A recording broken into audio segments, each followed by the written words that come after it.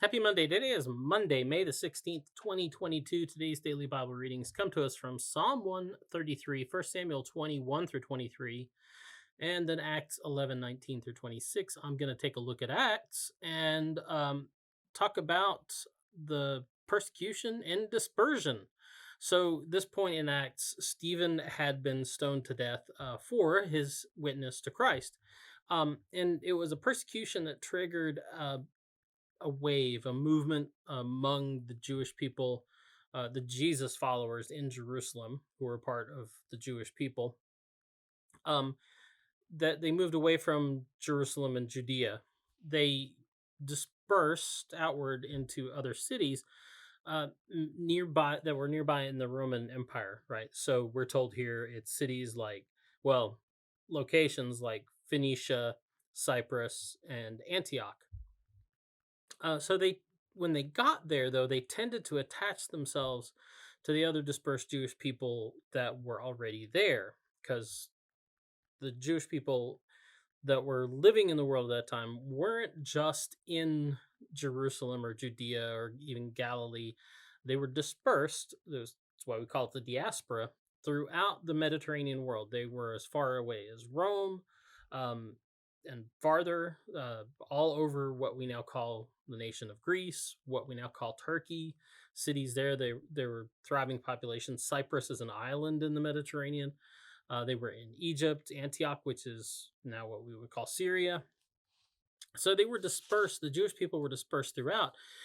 And as these believers were leaving Jerusalem because it was a little too hot to be there, they would end up in these areas, and then they would find the other Jewish people, specifically Jewish speaking people, or let's say Aramaic speaking, and they would talk to them, and they would do what they did in Jerusalem, and they would tell them about Jesus. They would witness to the truth of Jesus as Messiah. Um, but some of them, and this was a new thing apparently, interesting, they also talked to the Hellenists, those Hellenists. So what's a Hellenist?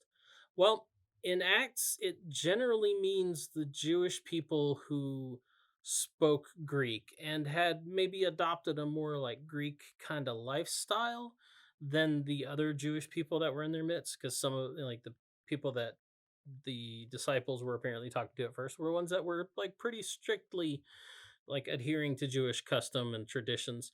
These people were of the faith, but they were kind of a little bit maybe more flexible on it. And like I said, they were speaking Greek of some sort, um, probably Koine. Uh, and so they were a little bit different. So, um, but here's the other thing. It could also refer to uh, in this specific occurrence here in this line in Acts, specifically Acts 11:20, could also refer to um, non-Jewish people, like maybe even proselytes, people who were attracted to the Jewish faith and custom and practice, who were familiar with and maybe and friendly to the Jewish community in their midst. Uh, either way, either way, uh, it's a little sad that Acts has to point out to us that that no one had ever thought to talk to these people about Jesus before this event, right? That nobody had said, huh, maybe these Hellenists over here, maybe we should tell them about Jesus. Maybe they need to know about Jesus too. Um, and even then it was other diaspora Jews, other Jesus followers of the diaspora, um, who like went and broke the ice. We're told that it was these guys from Cyprus and Cyrene who had heard the good news about Jesus and then gone to Antioch, and they went and they found the other Hellenists, right? And so they went and broke the ice. It wasn't really the Jewish people from Jerusalem that were doing this or thought to do it. And guess what? It worked, and it worked a lot. It worked really well.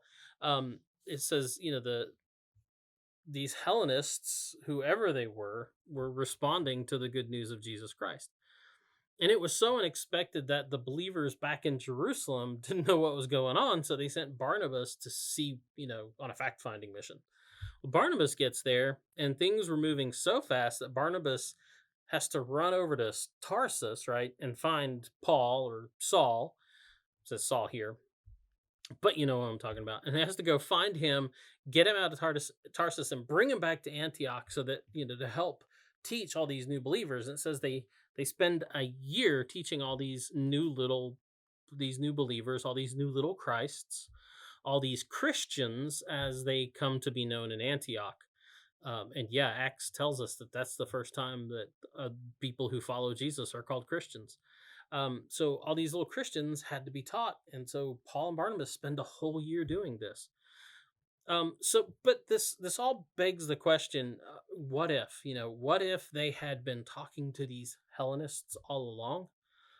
And then also, who are the Hellenists that in our world that we're not talking to? Anyway, that's the DBR for today. Get out, enjoy the day, and we'll talk to you later.